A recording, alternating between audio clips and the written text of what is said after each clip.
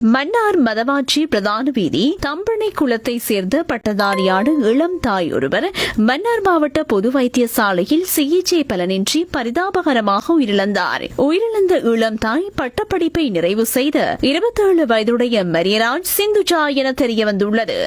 இறந்த இளம் தாய்க்கு முதலாவது ஆண் குழந்தை மன்னார் மாவட்ட பொது வைத்தியசாலையில் கடந்த 9ஆம் திகதி பிறந்துள்ளது. 11ஆம் திகதி மருத்துவமனையில் இருந்து தாய் சேய் நலமாக வெளியேறியுள்ளனர். 7 நாட்களின் பின்னர் முருங்கன் வைத்தியசாலையில் தையல் வெட்டுமாறு கூறியதை அடுத்து கடந்த 16ஆம் திகதி முருங்கன் வைத்தியசாலையில் தையல் வெட்டப்பட்டதாக இறந்த பெண்ணின் தாயார் தெரிவித்தார். தனது மகளை அவரே மருத்துவமனையில் வைத்து பராமரித்து வந்துள்ளார். அதன் பின்னர் கடந்த சனிக்கிழமை அவருக்கு குருதிப்பெருக்கு ஏற்பட்டதை அடுத்து அன்று இரவு நோயாளர் காவுவண்டி மூலம் மன்னார் மாவட்ட பொது வைத்தியசாலைக்கு கொண்டு சென்று ஓபிடி பதிவுகளின் பின்னர் உரிய நோயாளர் விடுதியில் அனுமதிக்கப்பட்டுள்ளார். குருதியோட்டம் கட்டுப்படுத்தப்படாமல் தொடர்ச்சியாக கசிந்து கொண்டே இருந்ததன் காரணமாக காலை 6 மணி முதல் 7 மணி அளவில் சுயநினைவை அவர் இழந்ததாக தாயார் தெரிவித்தார். அதன் பின்னர் அவசர சிகிச்சைக்காக எடுத்து செல்லப்பட்ட போது நண்பகல் 11 மணிக்கு பின்னர் இளம் தாய் மரணித்து விட்டதாக செய்தி எமக்கு கிடைத்தது. குருதிப்பெருக்கு காரணமாக மருத்துவமனைக்கு கொண்டு சென்ற அன்று